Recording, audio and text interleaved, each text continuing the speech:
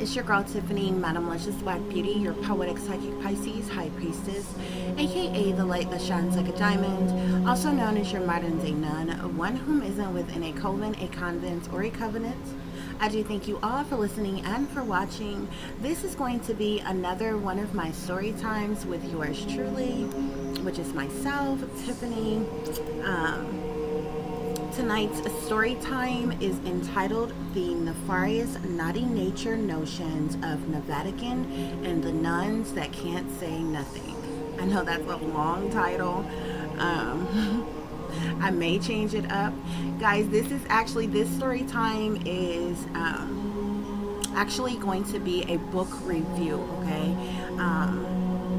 This book that I've written is actually very long, so I'm going to do a book review with you all. We're going to go through the introduction of the book, and then I'm going to go through a few chapters of the book. Okay, guys? So I thank you all for listening and for watching. Please like, share, and subscribe if you be so kind to. But other than that, sit back, relax, and enjoy today's book review story time. Also, I would like at this time to give my brief disclaimer, as I do always. Well, for one, guys, at the end of the my book review story time, I always show you all that this is original work that has been created by myself, and I show you all the proof of that, of showing you that this is my own work. Also, I would also like to include in my in this description of this book review that this it's not about any particular person, places, or things. It is, but it isn't, okay, with this, okay? The way I write, it is actually a real thing. It's actually of a particular genre. It could be called many different things, okay? It could be called truth fiction, fact fiction, something like that, where it's basically where an author writes about true things that actually have happened, can happen, or is possible to happen, things like that, real things. But it may be maybe fictional scenarios in how the author displays that it happened, or the characters that the author create, and different things like that, or what have you, okay? So people's mind like to wonder, and they like to speculate in this, that, and the other.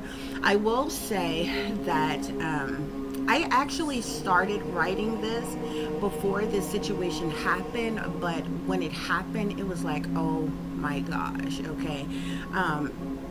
It was really good that I was writing this when the situation happened. There was a situation that happened not too long ago where some nuns came out as a group, and they spake out publicly pertaining to some things that they were dealing with the clergy, with some priests and different things, and they spake of this person being very evil, is how they told it, okay? You could actually probably Google this and look it up.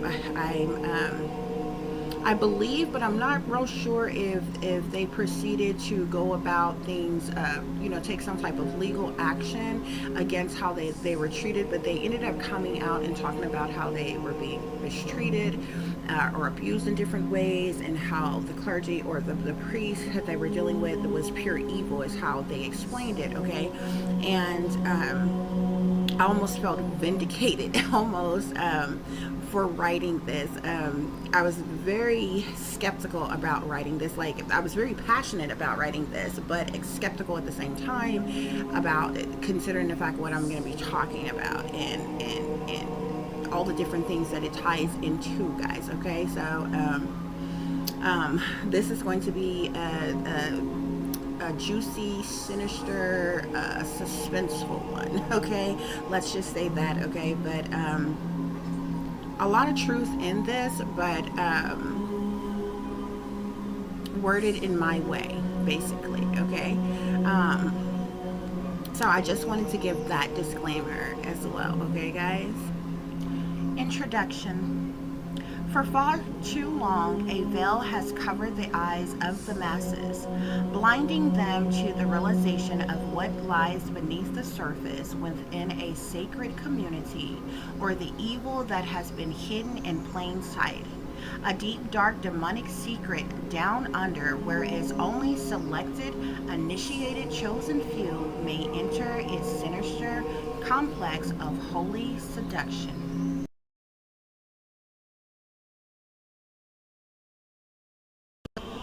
Chapter 1. The Mission. Discreetly living for God by day and lusting for Lucifer by night, yet what was once hidden by demonic darkness has been illuminated by divine light. The graciously submissive loyalty of sanctified nuns linger in the distant silent, mourning, shielded by their heavenly cloths and hiding the dwindling pain beneath their undergarments, as they are deathly sworn to secrecy now and forevermore. If only the brainwashed, blind people knew of the horrific torture and trauma endured by the faithful, then surely there would possibly be a glimmer of hope for those suffering in silence. Whispered prayers for mercy seemingly fall upon the deliberate deaf ears of the Almighty, as the forsaken sinner's soul can no longer be redeemed. An endless dwelling in solace with the fallen is sad, yet unfortunately the fate of so many, as they eerily shaken stare in their broken mirror at the demons who have possessed them all. No longer balanced within self, but one with their perverse demigod, who serves no righteous purpose other than to kill, steal, and destroy what the Creator made pure, honest, and true. Oh, but when will the endless torment cease from this God-forsaken place, yielding a glimmer of grace to this unholy tabernacle the unjustly recruited are held hostage in?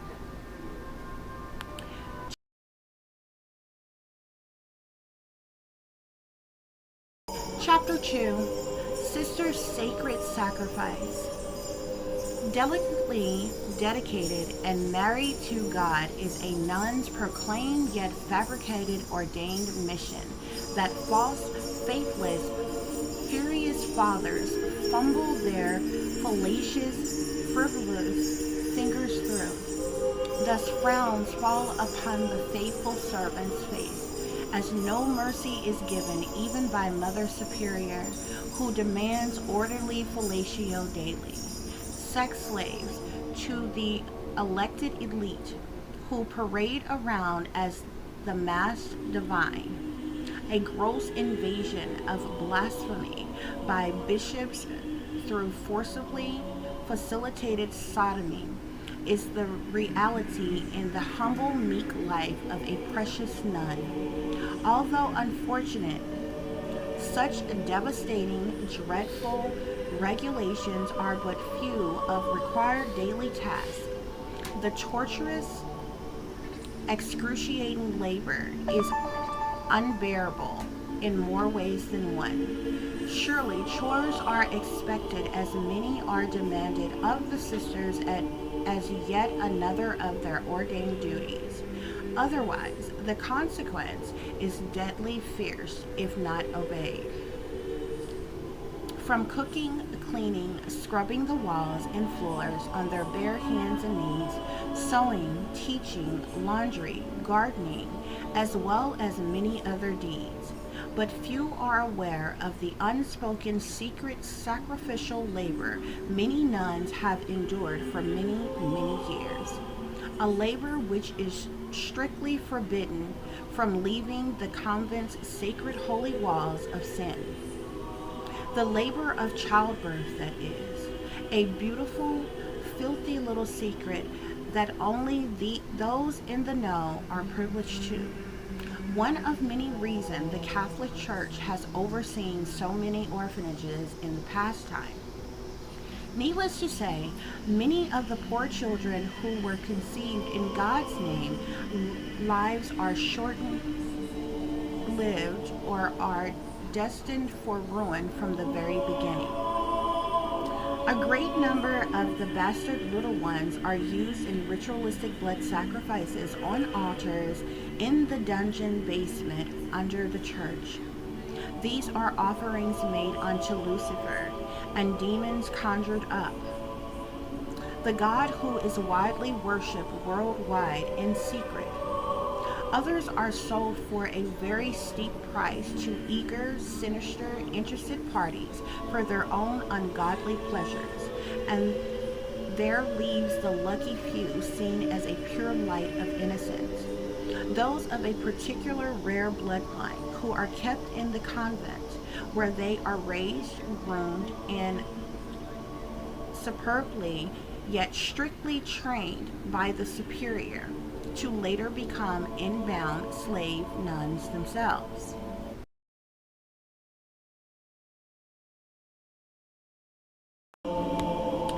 Chapter 3. Order of Operations. To say the punishment for Savior is severe is putting it mildly. Ye must be armored with strong will to endure the cruel, unusual lashes the only begotten Son once did. Submission is a must and non-negotiable within the coven of illuminated, initiated witches. Whispered silent prayers of mercy to Mary linger in between the lynchings as dim flickering candlelight surrounds a circle of chanting sisters conjuring the demonic presence of beastly otherworldly beings. The chosen victims for slaying for the evening are placed upon a cross, suspended mid-air, bound by bandages. Arms stretched aside, legs spread wide, and butt naked, for the exception of the veil which covers the nun's head. 33 continuous lashes to the bare skin of the body, and 6 puncture wounds by God-forsaken tools used to mutilate the slayed sister's genitals and anus. Meanwhile, a steady stream of fresh blood and bowels flows rapidly down the nude flesh of the nun as it is instantly collected in a brass and gold-plated bowl. At which time, the blood bowl is given to the selected clergyman in attendance to ejaculate into. The bowl is then passed around the circle of participants in the satanic ritual, which is drunk in its entirety. The terrorized, tortured souls of the weeping sister nuns are then lowered onto an altar where a sexual ritual is performed by all the highest ranking members of the clergy, as the remaining onlookers of the ceremony chant in the distance. Only once satisfied with such satanic sacrificial submissions can and will the father priest call adjourn to the meeting. As if these monthly practices aren't enough, every Sabbath satanic rituals are conducted with the most innocent of them all. The lost children of Nazareth, they are called. Horrendous, heinous, gruesome attacks fall upon the young as they are devoured by the elite in any and every way possible, even the most unimaginable. Then the lifeless children are drained of their blood at the peak of their torture, which is drank with wine as they are consumed in their entirety thereafter. The powers that be, most favorite, savory Last Supper.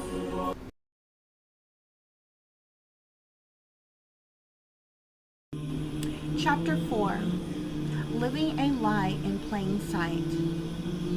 Often seen as the designated hope of the world by Christians, hanging off of nothing more than blind faith and a prayer, Needless to say, the mind-controlled masses are gravely mistaken, as they are yet aware that they have been forsaken by their supposed leaders of the nation, blatantly lied to by masterful-minded, sick, slick, smooth-talking false prophets who have led them astray, ignorant to the fact that such ordained persons have sold their soul to the devil and the establishment for fame and fortune, while ushering their congregations to the slaughter.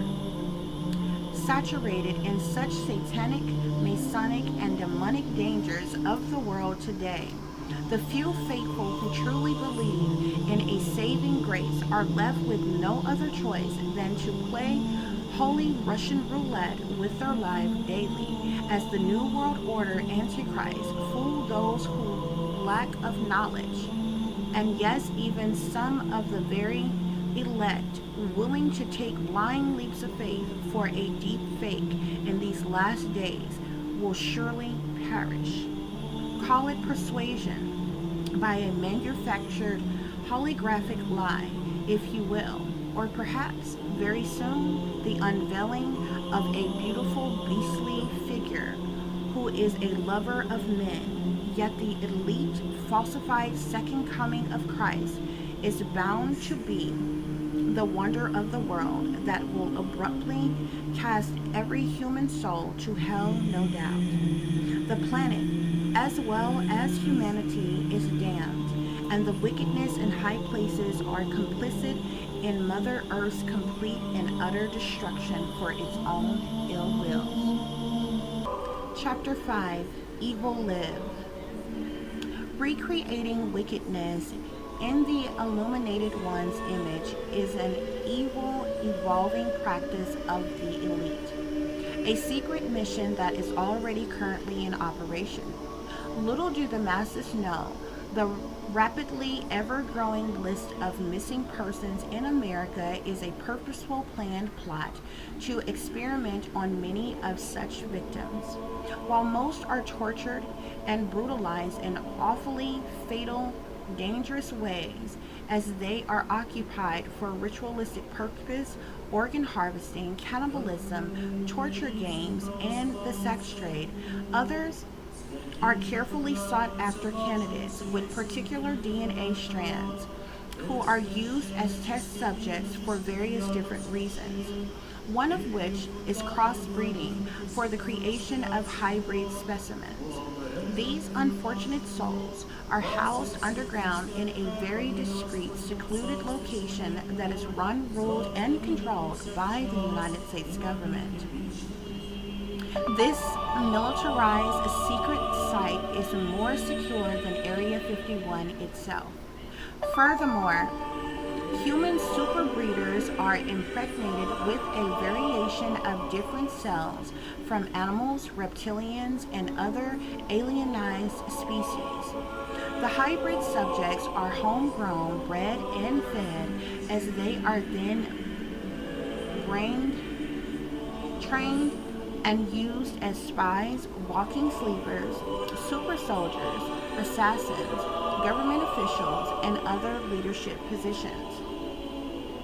Meanwhile, the search for the Antichrist to usher in the New World Order is still underway. Shape-shifting elite persons, beyond what is considered power, have the ever-eager urge and desire to create a uniquely manufactured being by mating one of God's chosen ones, Earth Angel, who is a direct descendant of thy Lord, with the Nephilim or Lucifer's offspring bloodline, which would be something to the likes of which planet Earth has never seen before. Most couldn't fathom, let alone imagine, the little shop of horrors that is deep down under, right beneath their feet. Sheeple seeing with the naked eye wide open, yet still fast asleep, while hanging on every word the representatives placed before them speak. Though ironically awkward and without notice, the dauntingly traitor's sinister pursuit to destroy humanity. Chapter 6. Silent Screams Beneath the Sanctuary. While sanctioned, shaken nuns weep to Mary during worship service, and guests in attendance drown themselves in the sermon of the day on the Sabbath, the tiny yet distant screams from under the church go unheard as the cries for help are silent to the untrained ear that isn't aware that such an urgency is near. Many have no knowledge of the $1 million mission of the Vatican, as its busiest operation is often actually during the most highest volume moments. During such a time, Vatican tunnels are put to great use for human and drug trafficking, a function which brings great wealth and stability to the nation's church. The perfect cover for such illegal activities as no red flags are risen with the protection of politicians and the wealthy. Although much of these matters are kept perfectly hidden, there is the occasional unruly complaint that reaches the public's attention. However, it is quickly hushed up and swept under the nearest rug immediately. As if there was any wonder, these occurrences are often made by sexually abused children who were fondled by members of the clergy, and of course, the disgruntled rogue nun who escaped the convent. Nuns of such caliber are actually more like temporary nuns who were ordered to the convent due to disciplinary actions, safety concerns, or other more severe circumstances. Nevertheless, those who fall through the cracks of the system and tightly knit rules and regulations of the convent are often the very ones who would have such a nerve to rebel in such a way. A few times, some of the really rebellious temp nuns have been able to convince others and escape, with one of the homebred nuns actually getting them to safety and rewarding them with the freedom they never knew.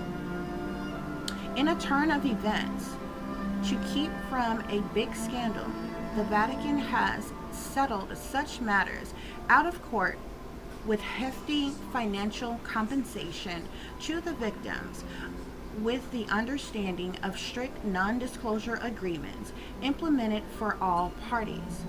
So, to the public, it seems as if any previous statements made about any wrongdoing were lies, and soon thereafter, the situation is forgotten altogether. And that's how the wicked in high places get away with the most awful things anyone could imagine.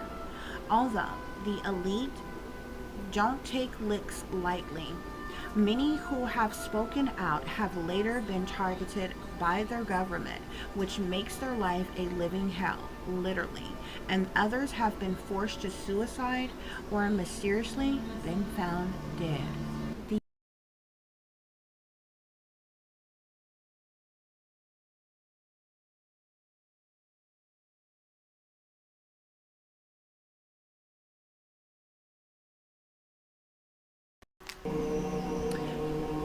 Thank you so much, guys, for listening to tonight's book review. As I said, that was the first 6 chapters of this book. There's like so much more um, details in the story.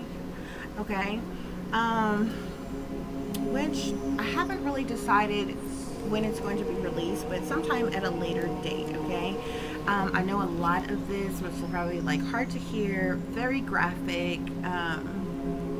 A lot of things that I talked about is very factual, very true. Things that actually happen and actually takes place in real life. Okay, but like I said, my story is it isn't about any particular persons. We'll just say that. Okay, guys? So please like, share, and subscribe. It would be greatly, greatly appreciated. For those of you who would like to contact me, you can do so at tiff.diamond36@gmail.com. You can also follow me on Instagram, which is Shine Bright Like a Diamond 36 with an underscore between each word. For any persons who would like to donate to the channel, it is greatly, greatly appreciated. I do thank you in advance. You can do so through Cash App, which is $TiffDiamond36, or through PayPal, which is paypal.me/@36diamond. As always, guys, y'all take care of yourself, take care of each other, but most of all, take care of your babies, honey. Remember, this is a wicked, wicked world that we live in. There's wickedness in high places, and there's evil that is lurking around each and every corner, even in a neighborhood near you. So y'all watch your surroundings. Watch the company you keep, which surroundings and the company and what your children are in as well. And consider the fact that you never know when someone may betray you, backstab you, try to hurt you, or harm you, honey. Keep you some protection on you. Y'all stay awake, stay aware, stay vigilant, and stay prepared. Because if you stay ready, you ain't gotta get ready, baby. Until the next time, peace, love, and light. Namaste. I am that I am, created in the image of God.